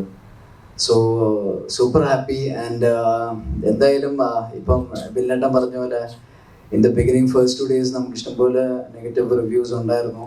പക്ഷേ in the end of the day നമുക്ക് എല്ലാവർക്കും ജസ്റ്റിസ് എല്ലാവർക്കും കിട്ടും. നല്ലൊരു സാധനമാണ്, നല്ലൊരു കണ്ടന്റ് ആണ്, അതിന് ക്വാളിറ്റി ഉണ്ട്. എന്തായാലും ജസ്റ്റിസ് ഡിസേർവ്ഡ് ആണ്. ബിക്കോസ് അത് നമ്മൾ ഓൾറെഡി ഇപ്പൊ കാണുന്നുണ്ട്. സോ അത്രേ ഉള്ളൂ. എല്ലാവരും പടം കാണുക. Thank you. 11 ഫൈറ്റിനായിരിക്കും ഏറ്റവും കൂടുതൽ പൈസ മുടക്കുന്നത്. അല്ല അങ്ങനെയല്ല, നമുക്ക് പൈസ മുടക്കുന്നില്ല. ഇപ്പൊ ഞാനൊരു കാര്യം പറയാം. എന്റെ സിറ്റുവേഷൻ അനുസരിച്ചാണെങ്കിൽ ഞാനിപ്പം പടം അഥവാ എനിക്ക് ലോസ് വന്നു കഴിഞ്ഞാലും അങ്ങനെ എന്തെങ്കിലും വന്നാലും ഞാനത് തരണം ചെയ്യും. പക്ഷെ വേറൊരു പാർട്ടിയാണ് വ്യക്തിയാണെങ്കിൽ ഏതെങ്കിലും വീടോ പണയോ എന്തെങ്കിലും വെച്ച് സിനിമ ഫാഷന് വേണ്ടി ഇറങ്ങി ആ പടം കംപ്ലീറ്റ് ചെയ്ത് അത് ഫസ്റ്റ് ദിവസം റിലീസിന് പോകുമ്പോൾ തന്നെ ഇങ്ങനെയുള്ള കുറേ ടീമുകൾ ചിലപ്പോൾ അവർ ഇതുകൊണ്ട് ജീവിക്കുന്നതായിരിക്കാം. പക്ഷെ ഒറ്റ ദിവസം കൊണ്ട് തന്നെ അവനെ മിക്കവാറും കൊല്ലും. മനസ്സിലായി? കാരണം തൂക്കിലെടുക്കേണ്ടി വരും. അപ്പൊ അങ്ങനെ ഒന്നും ചെയ്യാതിരിക്കുന്നതാണ് ഏറ്റവും നല്ലത്. പക്ഷെ നമ്മളെ സംബന്ധിച്ച് നമുക്കിപ്പം അഥവാ നഷ്ടം കുറച്ച് വന്നാലും നമ്മൾ സേഫായിട്ട് തന്നെ പോകും, കുഴപ്പമില്ല. പക്ഷെ മറ്റുള്ളവരെ ഇതൊക്കെ വരുമ്പോഴത്തേക്ക് അവരൊക്കെ ഓട്ടോമാറ്റിക് ചിലപ്പോൾ സൂയിസൈഡ് ചെയ്യേണ്ടി വരും. അതുകൊണ്ട് കഴിയുന്നതും ഇങ്ങനെയൊന്നും ഈ പടം കാണാതെ മാർട്ടിനെ മുരുകനെ മാർട്ടിനാക്കി ഒന്നും പറയാതെ പടം പോയി കണ്ടിട്ട് കറക്റ്റ് റിപ്ലൈ കൊടുക്കുക. അതിൽ ഉണ്ണി ബ്ലോഗർ മാത്രം കുറച്ച് കറക്റ്റ് പറഞ്ഞിട്ടുണ്ട്, നെഗറ്റീവും പറഞ്ഞിട്ടുണ്ട്, പോസിറ്റീവ് പറഞ്ഞിട്ടുണ്ട്. പക്ഷെ മറ്റേ എന്താ പറയുക, എന്താണ് അശങ്കോക്ക് അത് ഞാൻ 2-3 പ്രാവശ്യം കേട്ട് അത് ബൈജുവിനെ മാർട്ടിനെ ബൈജു ആക്കി. എന്തിനാണെന്ന് എനിക്ക് മനസ്സിലായത്. ഓക്കെ, അവരൊക്കെ ഇതുകൊണ്ട് ജീവിക്കാൻ ഓക്കെ, കഴിയുന്നതും പടം കണ്ടിട്ടൊക്കെ സംസാരിക്കുക. സംഭവം എന്ന് വെച്ചാല് അവരെ വിശ്വസിച്ച് ഇഷ്ടംപോലെ ഇപ്പൊ എനിക്കൊന്ന് പുള്ളിക്കാരൻ നല്ല സബ്സ്ക്രൈബേഴ്സ് ഉണ്ട്. സോ പുള്ളിക്കാരൻ ട്രസ്റ്റ് ചെയ്ത് ഇഷ്ടംപോലെ ഒരു ഓഡിയൻസ് ഉണ്ട്, പുള്ളിക്കാരൻ ഒരു ഫാൻ ബേസ് ഉണ്ട്. അപ്പം പുള്ളിക്കാരൻ പറയുന്നത് കേട്ടിട്ടാണ് അത്രയും ആൾക്കാർ വിശ്വസിക്കുന്നത്. സോ പുള്ളിക്കാരൻ തന്നെ ഫിലിം കാണാതെ ക്യാരക്ടറിന്റെ പേരും ഇപ്പൊ റിവ്യൂ എന്ന് പറയുന്ന ഒരാള് ജോബ് എന്ന് ചോദിച്ചാൽ പടം ഫുള്ള് കണ്ട് A to Z കണ്ട് അതിന്റെ ഒരു ഷോട്ട് അല്ലെങ്കിൽ കളർ ഗ്രേഡ് ചെയ്തിട്ടില്ല അല്ലെങ്കിൽ ഒരു ആർട്ടിസ്റ്റ് എന്തെങ്കിലും ഓവർ ആക്ടിങ് ചെയ്ത് അങ്ങനത്തെ കാര്യങ്ങളൊക്കെ പറയണം. അതാണ് പുള്ളിക്കാരന്റെ ജോലി. സോ പുള്ളിക്കാരൻ അതുപോലും ചെയ്യുന്നില്ല. അപ്പൊ അത് ചെയ്യാതെ വെറുതെ നെഗറ്റീവ് റിവ്യൂവും പറഞ്ഞ്, അല്ലാതെ ഇപ്പം മോശപ്പടങ്ങളെ പറ്റി നല്ല കാര്യങ്ങളും പറഞ്ഞ് അങ്ങനെയല്ലല്ലോ കേട്ടോ. നമ്മൾ ഇഷ്ടംപോലെ സഫർ ചെയ്തിട്ടുണ്ട്. ഒരു 58 days നമ്മൾ അത്രയും വർക്കൗട്ട് ചെയ്തിട്ടുണ്ട്. ഇപ്പം ചേച്ചി ഒരു 2 to 3 times പറഞ്ഞു ബൈ മൗത്താണ് നമ്മൾ ഈ ഫിലിം പ്രൊമോട്ട് ചെയ്തതെന്ന്. അത് സംഭവം എന്ന് വെച്ചാൽ ഞാൻ തന്നെ ഓൾമോസ്റ്റ് പടം 11 times കണ്ടു. ഇപ്പം ഇവിടെ ഇരിക്കുന്ന ചേട്ടന്മാരൊക്കെ എന്നെ മിക്ക തിയേറ്ററിലും കണ്ടു കാണും. ഞാൻ എല്ലാ തിയേറ്ററിലും ഞാൻ ബൈ മൗത്താണ്, പ്ലീസ് ഈ പടം എല്ലാവരുടെ അടുത്തും പോയി പറയണേ എന്ന് റിക്വസ്റ്റ് ചെയ്തിട്ടാണ് അടുത്ത ഫിലിമിന് ആൾക്കാരെ ഞാൻ കയറ്റുന്നത്. ഏത് പടത്തിലാണ് ആർട്ടിസ്റ്റ് ഇങ്ങനെ പോകണം? കേട്ടോ, ഇത്രേ ഉള്ളൂ. Thank you. വേറൊരു കാര്യം കൂടെ പറയാം. എന്താ പറയുക, പക്ഷെ പുള്ളി പറഞ്ഞ ഫിലിമുകളെല്ലാം, പുള്ളി നെഗറ്റീവ് പറഞ്ഞിട്ടുള്ള പടങ്ങളെല്ലാം സക്സസ് ആയിട്ടുണ്ട്. കഴിഞ്ഞ സുമതിയോളം പുള്ളി സക്സസ് ആണ്. പുള്ളി അതുകൊണ്ട് ഇത് നെഗറ്റീവ് പറഞ്ഞാലും നമുക്ക് സന്തോഷമേ ഉള്ളൂ. അതുകൊണ്ട് നമ്മൾ സക്സസിലോട്ട് എല്ലാം പോകും. പിന്നെ യെസ്, ഫ്രണ്ട്സ് ആൻഡ് ഫാമിലി പല കാര്യം പറഞ്ഞിട്ടുണ്ട്. അപ്പൊ എന്തായാലും നമുക്ക് തളർത്തേണ്ട കാര്യമില്ല. പുള്ളിയുടെ അടുത്ത് നമുക്കൊന്നും ഒരു വിരോധവും ഇല്ല, ഒന്നുമില്ല. ഇതേണൊക്കെ വീണ്ടും വീണ്ടും പറയുക. പിന്നെ സൂര്യകൃഷ്ണൻ എടുത്തു പറഞ്ഞിട്ടുണ്ട്. അപ്പൊ അത് തന്നെ അവൻ ഒരു പുള്ളിയുടെ പേര് അവന് അറിയില്ല, എന്നിട്ടും സൂര്യകൃഷ്ണൻ എടുത്തു പറഞ്ഞപ്പോ തന്നെ അവൻ എനിക്ക് മനസ്സിലായി മറ്റേ രജിസ്റ്ററായി. അപ്പൊ രജിസ്റ്ററായ ഒരു വ്യക്തിയെ പറ്റി പറയുള്ളൂ. ഇത് ഒന്നേ പുള്ളി ആരെങ്കിലും പഠിപ്പിച്ചു കൊടുത്തായിരിക്കാം, ഇല്ലെങ്കിൽ എനിക്കറിയില്ല എന്താണെന്നുള്ളത്. എന്തായാലും നല്ലതായിരിക്കും. പിന്നെ എനിക്ക് മെയിനായിട്ട് പറയാനുള്ളതെന്ന് വെച്ച് കഴിഞ്ഞാൽ നമ്മളെ ഓൾ മറ്റേ ചാനലുകാരായാലും മഞ്ജു ചേച്ചി ആയാലും മറ്റേ നമ്മളെ സെവാൻ, പിന്നെ ബിനു, മറ്റേ മോമാലി, നമുക്ക് എല്ലാവർക്കും സപ്പോർട്ട് ചെയ്ത് നമുക്ക് തരുന്ന തന്നെ വലിയൊരു സന്തോഷം. അതുകൊണ്ട് നിങ്ങളെ സപ്പോർട്ട് നമുക്ക് വീണ്ടും വീണ്ടും വേണം. ഇത്രയേ ഉള്ളൂ. ഓക്കെ. വലിയ വിഷയത്തിലേക്ക് വന്നിട്ടാണ്. ഇതിപ്പം കുറച്ച് നാൾ മുമ്പുള്ള കഥയാണ് പറയുന്നത്. അതിജീവിതവുമായി ബന്ധപ്പെട്ട് ആ കോടതി വിധി എങ്ങനെ കാണുന്നു? ആ അതിജീവിതയ്ക്ക് നീതി ലഭിച്ചോ? എന്താണ് ബാബുരാജ് അതിന് അന്നൊക്കെ അതിജീവിതോടൊപ്പം നിന്നൊരു വ്യക്തിയാണ്, പേഴ്സണലി അറിയാവുന്നതാണ്. ഇപ്പോഴത്തെ ആ കോടതി വിധി എങ്ങനെയാണ് കാണുന്നത്? ഞാനൊരു നിയമം പിടിച്ച ആളായതുകൊണ്ടും ഞാനൊരു വക്കീലായതുകൊണ്ടും കോടതി വിധികളെ നമ്മൾ ബഹുമാനിക്കണം. അതാണല്ലോ ഈ നാട്ടിലെ നമ്മുടെ നടപ്പ്. പിന്നെ മറ്റുള്ള കാര്യങ്ങളൊക്കെ മേൽക്കോടതികളുണ്ടല്ലോ, അത് അതിൻ്റെ വഴിയിൽ വരട്ടെ, എന്നാലേ നമുക്ക് പറയാൻ പറ്റുള്ളൂ. മേൽക്കോടതിയിൽ പറയുന്നു ഇപ്പോഴത്തെ വിധി കണ്ടിട്ട് അതിജീവിതയ്ക്ക് നീതി ലഭിച്ചോ? അത് പറയാൻ നമ്മളിപ്പോ എനിക്കായാലും ഒരു കേസ് ഉണ്ടെങ്കിൽ ആ കേസിന്റെ വിധി പറയേണ്ടത് ജഡ്ജാണ്. പിന്നെ ആ ജഡ്ജ് പറഞ്ഞത് തെറ്റായിപ്പോയോ എന്ന് തീരുമാനിക്കാൻ മേൽക്കോടതി ഉണ്ട്. ആ മേൽക്കോടതി വരുന്നവരെ നമുക്ക് കാത്തിരിക്കാമെന്നല്ലാതെ അവിടെ ബാബുരാജ് ആരാണ് പറയാൻ, അലി ആരാണ്, ആരുമല്ല. നമ്മുടെ ഒരു നിയമ സംവിധാനത്തിൽ അങ്ങനെയാണ് കാര്യങ്ങൾ. അത് ദിലീപിനെ പുറത്താക്കിയിരുന്നു അമ്മയിൽ നിന്നും. ദിലീപിനെ തിരിച്ചെടുക്കും. ഇപ്പോഴത്തെ കീഴ്ക്കോടതിയിലെ വിധി അനുസരിച്ച് ദിലീപിനെ തിരിച്ചെടുക്കാവുന്ന ഒരു നടപടിയിൽ ഫെഫ്ക ആദ്യം മുന്നിട്ട് വന്നു. അപ്പോൾ ഭാഗ്യലക്ഷ്മി രാജിവെച്ചിരിക്കുന്നു. അങ്ങനെ നിർമ്മാതാക്കൾ സംഘടന അദ്ദേഹത്തെ തിരിച്ചെടുക്കാനുള്ള നടപടിയിലേക്ക് പോകുന്നു എന്ന് പറഞ്ഞു. താരസംഘടന അമ്മയുടെ ഒരു മെമ്പറാണ് ഇപ്പോൾ താങ്കൾ, സംഘടനയിലെ മെമ്പർ മാത്രമേ ഉള്ളൂ. അത്തരം ഒരു തീരുമാനം വന്നാൽ താങ്കൾ എന്ത് ചെയ്യും? ഇപ്പൊ അമ്മയിൽ തിരിച്ചെടുക്കുന്ന ദിലീപിനെ എടുക്കുന്ന കാര്യമായിട്ട് വന്നത്? അല്ല, അതെല്ലാം ഇനി അമ്മയുടെ ഭാരവാഹികൾ തീരുമാനിക്കണ്ടല്ലേ. നമുക്ക് അതിനകത്ത് പറയാനുള്ള ഒരു സ്കോപ്പ് എന്ന് പറയുന്നത് ജനറൽ ബോഡിയൊക്കെ വരുമ്പോൾ സംസാരിക്കാമെന്ന് മാത്രമേ ഉള്ളൂ. അതൊക്കെ അവരുടെ തീരുമാനങ്ങളാണ്. എല്ലാ അംഗങ്ങളും തീരുമാനിക്കുന്നത് പോലെയാണല്ലോ. അല്ലാതെ ബാബുരാജ് എന്ന് പറയുന്ന വ്യക്തി ഇപ്പോൾ ഞാനൊരു അംഗം മാത്രമാണ് താങ്കൾ പറഞ്ഞ പോലെ. അപ്പൊ അതൊക്കെ അവർ തീരുമാനിക്കട്ടെ. പിന്നെ ഓരോ സംഘടനയ്ക്കും തീരുമാനിക്കാനുള്ള അവകാശങ്ങൾ അവർക്കുണ്ടല്ലോ. പണ്ട് പറയുന്നുണ്ടായിരുന്നു WCC അംഗങ്ങൾ പോയപ്പോൾ കത്ത് തന്നാലാണ് തിരികെ. ഒരു നിയമമുണ്ടല്ലോ, അമ്മയ്ക്കൊരു നിയമമുണ്ട്. ആദ്യം പുറത്തായാലും പുറത്താക്കിയ ആളാണെങ്കിൽ ആദ്യം അപേക്ഷ തരണം. അങ്ങനെ ഒരു കീഴ്വഴക്കം തന്നെ ആയിരിക്കും ദിലീപിനും ഉണ്ടാവുക. അത് ഞാനല്ലല്ലോ പറയണ്ടേ. അതിപ്പോ തീർച്ചയായിട്ടും ബൈലോയിൽ എന്ത് പറയുന്നോ അതനുസരിച്ച് തീർച്ചയായിട്ടും വേണം. അതൊക്കെ ഇപ്പൊ ഭരണത്തിലുള്ള ആൾക്കാരല്ലേ തീരുമാനിക്കണ്ടേ. അവരത് നല്ല രീതിയിൽ മുന്നോട്ട് കൊണ്ടുപോകുന്നുണ്ട്. സ്ത്രീകളാണ്, അവർക്കറിയാം എങ്ങനെ കൊണ്ടുപോകണമെന്ന്. ഇപ്പോഴത്തെ ഭരണം എങ്ങനെയുണ്ട്? ഗംഭീരമായിട്ട് പോകുന്നുണ്ടല്ലോ. പിന്നെ എല്ലാ പ്രോഗ്രാമൊക്കെ ആയിട്ട് പിന്നെ അവര് നന്നായിട്ട് പോകുന്നുണ്ടല്ലോ. എല്ലാവരും 17 പേരും അതിനകത്ത് ആത്മാർത്ഥമായിട്ട് പരിശ്രമിക്കുന്നുണ്ടെന്നുള്ളതാണ് എനിക്ക് മനസ്സിലാക്കാൻ സാധിക്കുന്നത്. അവരത് നന്നായിട്ട് കൈകാര്യം ചെയ്തോളൂ. സ്ത്രീകൾ തലപ്പത്തിരിക്കുന്ന സമയമാണ് അതിജീവിത വിഷയത്തിൽ. ആ സമയത്ത് പോലും ആ സംഘടനയിൽ ഒരു പ്രതികരണം ഇല്ലാത്തതിനെ താങ്കൾ എങ്ങനെയാണ് കാണുന്നത്? എന്തുകൊണ്ടായിരിക്കും അങ്ങനെ സംഭവിക്കുന്നത്? അല്ല, ഞാൻ ഈ സമയത്ത് ലാലേട്ടനെയാണ് ഈ സമയത്ത് പാവം ലാലേട്ടനായിരുന്നെങ്കിൽ എന്തോരം കഷ്ടപ്പെടാൻ തോന്നുന്നല്ലേ. ഇപ്പോ ഇവരായതുകൊണ്ട് അവർക്ക് അതിൽ നിന്ന് എസ്കേപ്പ് ചെയ്ത് പോകാൻ പറ്റും. ലാലേട്ടൻ എങ്ങനെ ആയിരുന്നെങ്കിലും എന്റെ തലപ്പത്തായിരുന്നെങ്കിലും അദ്ദേഹത്തിന് ഒരു നിങ്ങളെല്ലാവരും കൂടി വീർപ്പ് മുട്ടിച്ചാണ്. അപ്പൊ ഞാനിപ്പോ സത്യം പറഞ്ഞാൽ ലാലേട്ടൻ നിന്ന് മാറിയത് നന്നായി എന്ന് ചിന്തിക്കുകയാണ്. പിന്നെ ഇപ്പൊ നമുക്ക് ഇപ്പൊ ഈ ഒരു അവസരത്തിൽ നമ്മൾ ഇതിനെ കുറിച്ച് പറഞ്ഞ് വിവാദമാക്കേണ്ട കാര്യമില്ല. ഇതാണ് ഇപ്പൊ നമുക്ക് വരട്ടെ, ഇനിയും സമയങ്ങളുണ്ടല്ലോ. ഒറ്റ ചോദ്യം കൂടി, താങ്കൾ പറഞ്ഞതിൽ തന്നെയാണ് ചോദ്യം. ആ എസ്കേപ്പിസത്തെ താങ്കൾ എങ്ങനെ കാണുന്നു എന്നതായിരുന്നു ചോദ്യം. ആരുടെ? ഇപ്പൊ താങ്കൾ പറഞ്ഞു തലപ്പത്ത് മോഹൻലാൽ ആയിരുന്നെങ്കിൽ ഏത് നിലയിൽ ട്രീറ്റ് ചെയ്യപ്പെട്ടേനെ. ഇപ്പൊ ഉള്ളവര് മറുപടി പറയേണ്ടത് ഇപ്പൊ തലപ്പത്തിരിക്കുന്നുണ്ട്. താങ്കൾ പറഞ്ഞ പോലെ സ്ത്രീകൾ തലപ്പത്തുള്ളവർ അവർ മറുപടി പറയും. ഞാൻ പറഞ്ഞില്ലേ, നന്നായിട്ട് നടക്കുന്ന ഒരു സംഭവമാണ്. അമ്മ എന്ന് പറയുന്ന ഒരു വികാരമാണല്ലോ.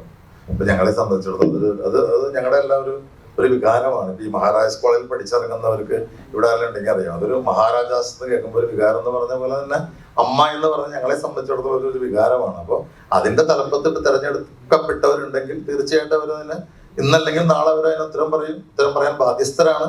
അവരതിന് അനുകൂലമായ ഉത്തരം പറയും എന്നുള്ളതാണ് എനിക്ക് പറയാനുള്ളത്. വിധി വന്നതിന് ശേഷം പലരും പല അഭിപ്രായങ്ങൾ പറയുന്നുണ്ടായിരുന്നു. അതിനകത്ത് സംവിധായകൻ വിനയം പറഞ്ഞൊരു കാര്യം എന്ന് പറയുന്നത് കുറ്റമുക്തനാക്കിയ നിലയ്ക്ക് തിരിച്ചെടുക്കുന്നതിൽ തെറ്റില്ല എന്നുള്ളതാണ്. പക്ഷെ പല സംഘടനകളും ധൃതി പിടിച്ച് തിരിച്ചെടുക്കുന്നു, മണിക്കൂറുകൾക്കുള്ളിൽ തിരിച്ചെടുക്കുന്നു, പുറത്താക്കിയതിനേക്കാൾ വേഗത്തിൽ തിരിച്ചെടുക്കാൻ ധൃതി കാണിക്കുന്നു എന്നൊരു അഭിപ്രായമായിരുന്നു.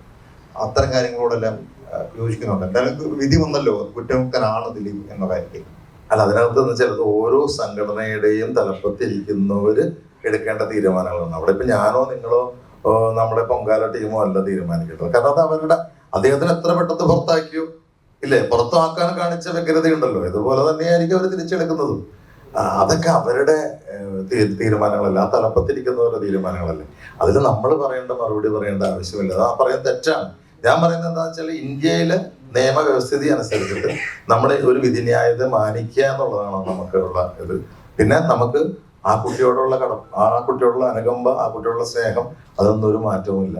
നമ്മൾ അന്ന് ഇങ്ങനെ നിന്നു, അതനുസരിച്ച് തന്നെ ആയിരിക്കും ഇപ്പോഴും. ബാക്കി അത് അതിലെന്തൊരു ചോദ്യമാണ് അതിനകത്ത്. അതങ്ങനെ മാറുന്ന കാര്യമാണോ? അതൊന്നും ഒരിക്കലും മാറുന്ന കാര്യമല്ലല്ലോ. പക്ഷെ കോടതി വിധിയെ നമ്മൾ ബഹുമാനിക്കുന്നു.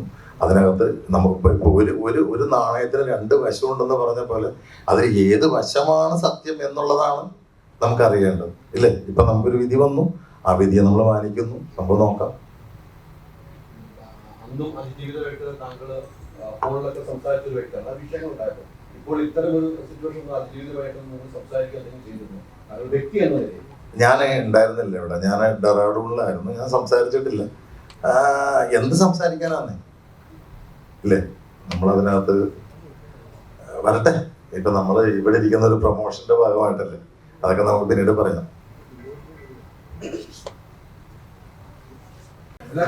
കലങ്ങിയില്ല, കലങ്ങിയില്ല.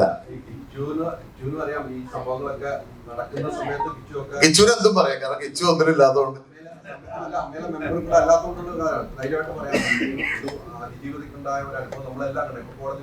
കോടതി വിധി നമ്മൾ കണ്ട നിലവിലെ സാഹചര്യത്തിൽ താങ്കൾ ആ കോടതി വിധിയെ എങ്ങനെ കാണുന്നു? അതിജീവിതയ്ക്ക് നീതി ലഭിച്ചതായിട്ട് താങ്കൾ തോന്നുന്നു? ഇപ്പൊ ബാബുവേട്ടൻ പറഞ്ഞ പോലെ ഇവിടെ ഒരു കോടതി നിയമമൊക്കെ ഉണ്ടല്ലോ. അപ്പൊ അവരോട് നമുക്ക് ചോദ്യം ചെയ്യാൻ പറ്റുമോ? ഇപ്പൊ ഈ ചോദ്യം പോയി ചോദിക്കുമോ അഡ്വക്കേറ്റിനോട്, ജഡ്ജിയോട് ചോദിക്കുമോ? ഇല്ല. അപ്പൊ നമ്മളത് ബഹുമാനിക്കുന്നു. നിയമത്തിന്റെ വഴിക്ക് പോകും, ബാക്കി അതിന്റെ രീതിയിൽ പൊക്കോളും. പിന്നെ ഞാൻ ഇതിനകത്ത് പറയാൻ ആരും അല്ല കേട്ടാ, ഞാനൊരു ആലോചനക്കാരൻ മാത്രം.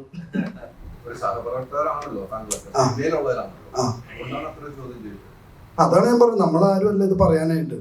ഇപ്പൊ നിയമത്തിന്റെ വഴിക്ക് ഒരു ഇത് പറഞ്ഞല്ലോ, ആള് തെറ്റുകാരനല്ല എന്നുള്ളത്. അതിൽ നമ്മൾ വിശ്വസിക്കുന്നു. പുള്ളി തെറ്റുകാരനല്ലാത്തതായാലും നമുക്ക് സന്തോഷം. അങ്ങനെയൊക്കെ തന്നെ. ഇത് ഇവിടെ നിന്ന് എടുത്തിട്ട് പോയാൽ മാത്രം കാര്യമില്ല. ഇതെല്ലാം നല്ല രീതിയിൽ നല്ല വലുതായിട്ട് സിനിമാസ്കോപ്പ് പോലെ ഇടുക. പൊങ്കാല മൂവി ഈ പറയുന്ന പോലെ അതിൻ്റെ ഒരു എഫക്റ്റ് ഉണ്ട്. അതെ അതെ. അപ്പൊ അത് നല്ലതായിട്ട് ചെയ്തിട്ട് വിജയിക്കുക. ഇതുപോലുള്ള സിനിമകൾ വിജയിക്കേണ്ടത് ആവശ്യമാണ്. ഈ പറയുന്ന പോലെ ഞാൻ നേരത്തെ പറഞ്ഞില്ലേ, ഒരു സിനിമയും കേരളത്തിലുള്ള ഇന്ത്യയിൽ മോശമായിട്ടുള്ളൊരു സിനിമ എടുക്കാറില്ല. അത് എന്തുകൊണ്ടോ ഒക്കെ അങ്ങനെ നല്ല പട്ടികയിലും മോശം പട്ടികയിലും വരുന്ന മാത്രമേ ഉള്ളൂ. അപ്പൊ നല്ലതാണെങ്കിൽ ആ എഫർട്ടിനെങ്കിലും നമ്മൾ മാനിച്ചുകൊണ്ട് അതിന് നല്ല പബ്ലിസിറ്റി കൊടുക്കുക. ഈ പറഞ്ഞതുപോലെ ചില ആൾക്കാർ മോശം പറയുമ്പോൾ കുറെ ആൾക്കാരുണ്ട്. ഇപ്പൊ ഈ പിള്ളേരൊക്കെ പറയുന്ന പോലെ ഇത് നോക്കിയിട്ട് പോകാതിരിക്കുന്ന ആൾക്കാരുണ്ട്. ഓ, അവൻ അത് പറഞ്ഞത് തെറ്റായിപ്പോയി അതുകൊണ്ട്. പക്ഷെ അദ്ദേഹം അദ്ദേഹമല്ല, അതുപോലെ പല ആൾക്കാർ പറഞ്ഞ എത്രയോ സിനിമകൾ. ഞാനൊരു റിവ്യൂ ഇടാണെങ്കിൽ ഞാൻ എന്റെ പോയിന്റാ പറയണെന്നേ. ചിലപ്പോൾ എനിക്കത് ചില ഘടകങ്ങൾ, ചിലപ്പോൾ ഒരു സിനിമയിലെ ഒരു കാര്യം മാത്രം എനിക്ക് ഇഷ്ടപ്പെട്ടു, അത് എനിക്ക് ആ പടം അങ്ങ് ഇഷ്ടപ്പെടും. ചിലപ്പോൾ അത് ഇഷ്ടപ്പെട്ടില്ലെങ്കിൽ അത് മോശമായിട്ടും പറയും. അപ്പൊ അതുകൊണ്ട് അങ്ങനെയല്ല, നിങ്ങൾ പറയണം എല്ലാവരും ഒക്കെ ഒന്ന് പോയി കാണാൻ. നിങ്ങളുടെ ഇതിനകത്ത് ഇങ്ങനെ വന്നുകൊണ്ടിരുന്നു കഴിഞ്ഞാൽ എന്താ പറയാ, ആൾക്കാർ വരിക്കും. എനിക്കും അതന്നെയാണ് പറയാനുള്ളത്. സിനിമ ആസ്വാദനമാണ്. അത് ആസ്വദിക്കുന്ന രീതിയിൽ പല ആൾക്കാർക്കും ആസ്വദിക്കാൻ പറ്റും, ചിലർക്ക് ആസ്വദിക്കാൻ പറ്റില്ല. അത് ആസ്വദിക്കുന്നവർ ആസ്വദിക്കട്ടെ, അതിനെ തടഞ്ഞു വെക്കാതിരിക്കുക. അത് തെറ്റാണ്. അത് ചുമ്മാ അതുകൊണ്ട് സിനിമയെ കൊന്ന് ജീവിക്കാം എന്ന് വിചാരിക്കരുത്. ഇതെന്റെ റിക്വസ്റ്റാണ്. അതായത് ഞാൻ ഇവ അനിലേടൻ പറഞ്ഞ പോലെ തന്നെ എനിക്കും അടുത്ത സിനിമകൾ വരും, ഞാനും അടുത്ത സിനിമ ചെയ്യും. പക്ഷെ ഇനിയും ഇതുപോലെ ഇതിനേക്കാൾ കൂടുതൽ സ്ട്രഗിൾ ചെയ്യുന്നവരും അവരൊക്കെ വന്ന് പെടും, അവരൊക്കെ ആത്മഹത്യ ചെയ്യും. ഒരുപാട് പ്രശ്നമുണ്ട് സിനിമ ഇവിടെ എത്താന്ന് അറിയാലോ. ഞാൻ നേരത്തെ പറഞ്ഞു ലൊക്കേഷനിൽ അനുഭവിച്ച പ്രശ്നങ്ങൾ. അത് കഴിഞ്ഞ് ഓരോ സമയം നിങ്ങൾക്ക് അറിയുന്നേക്കാൾ കൂടുതലാണ് ടെക്നിക്കൽ ഇഷ്യൂസ്, ഒരു ലൈറ്റിംഗ് ഇഷ്യൂ, ഏതെങ്കിലും ഒരു സമയത്ത് മഴ പെയ്താലുള്ള പ്രശ്നം, ആർട്ടിസ്റ്റുകളുടെ ഡേറ്റ് ക്ലാഷ്, ഇതിനകത്തുള്ള സാമ്പത്തിക പ്രശ്നം, ഇരിക്കുന്ന സ്ഥലത്ത് വിചാരിക്കുന്ന ലൊക്കേഷൻസ് കിട്ടിയില്ലെങ്കിൽ സ്ക്രിപ്റ്റ് തിരുത്തുന്ന പ്രശ്നങ്ങള്, ടെൻഷൻസോട് ടെൻഷൻ. ഞാൻ ഒരു വർഷം കൊണ്ട് ശരിക്കും പറഞ്ഞാൽ ഉറങ്ങിയിട്ട് പോലുമില്ല. അത്രയധികം പ്രശ്നത്തിലാണ് ഞാൻ ഈ വന്നിരിക്കുന്നത്. ഇതെല്ലാം കഴിഞ്ഞ് സെൻസർ ബോർഡിന്റെ പ്രശ്നങ്ങള്, ഇതെല്ലാം കഴിഞ്ഞ് തിയേറ്ററിൽ സിനിമ എത്തുമ്പോൾ ഏതൊക്കെ സിനിമ റിലീസ് ചെയ്യുന്നു നോക്കണം. അതിനൊപ്പം നമ്മൾ കോമ്പറ്റീറ്റീവ്. ഒരു കാര്യം കൂടി ഞാൻ പറയാൻ വിട്ടുപോയത്, ഒരു കാര്യം കൂടി പറയാൻ, ഞാൻ എൻ്റെ ഒരു 10-15 വർഷത്തെ ഒരു എക്സ്പീരിയൻസ് കൊണ്ട് പറയുന്ന ഒരു കാര്യമാണ്. കാരണം ഞാൻ പറഞ്ഞതുപോലെ പണ്ട് പത്രം ഇല്ലായിരുന്നെങ്കിൽ, പത്രത്തിൽ ഇട്ടില്ലെങ്കിൽ സിനിമ ഇറങ്ങില്ല എന്നുള്ളൊരു സമയത്തിൽ നിന്ന് മാറിയിട്ട് ഇപ്പൊ ഇതുവരെയായി. ഇപ്പൊ ഞാൻ പറയുന്നത് നമ്മുടെ അന്നം നമ്മൾ മുടക്കരുതെന്ന് പറയാണ്. കാരണം മലയാള സിനിമകൾ ഇതുപോലെ കുറ്റം പറഞ്ഞ് ഇല്ലാതെ ആയാൽ ഇവിടെ മലയാളം തന്നെ വേണമെന്ന് പ്രേക്ഷകർക്ക് ഒരു നിർബന്ധമില്ല. ഇവിടെ കന്നഡ, അതുപോലെ തെലുങ്കും തമിഴും ഒക്കെ ആൾക്കാർ സ്വീകരിച്ചു തുടങ്ങുന്ന സമയമാണ്. നമ്മൾ അങ്ങോട്ട് തുളച്ചു കയറാൻ നിന്ന സമയത്ത് അത് മാറ്റിയിട്ട് അവരിങ്ങോട്ട് വന്ന് കയറി ലാസ്റ്റ് ഈ പറയുന്നതിനൊന്നും ഒരു വാല്യൂ ഇല്ലാണ്ടായി പോകും. ഈ റിവ്യൂവറിനൊന്നും ഇവിടെ കിടന്ന തമിഴിനെ കുറിച്ച് പറഞ്ഞിട്ട് ഒരു കാര്യം ഇല്ലാണ്ടായി പോകും. അതുകൊണ്ട് നമ്മൾ ഇരിക്കുന്ന കൊമ്പ് മുറിക്കാതിരിക്കുക, അത്ര എനിക്ക് പറയാനുള്ളൂ. ഇരിക്കുന്ന കൊമ്പ് മുറിച്ചിട്ടുള്ള കളിക്ക് നിൽക്കണ്ട. അത് നിന്നാൽ ഈ പറയുന്ന ഞാൻ നേരത്തെ പറഞ്ഞ പോലെയുള്ള അനുഭവങ്ങൾ ഉണ്ടാവും. എക്സ്പീരിയൻസ് ക്യാപ്ഷൻ കിട്ടിയതിന്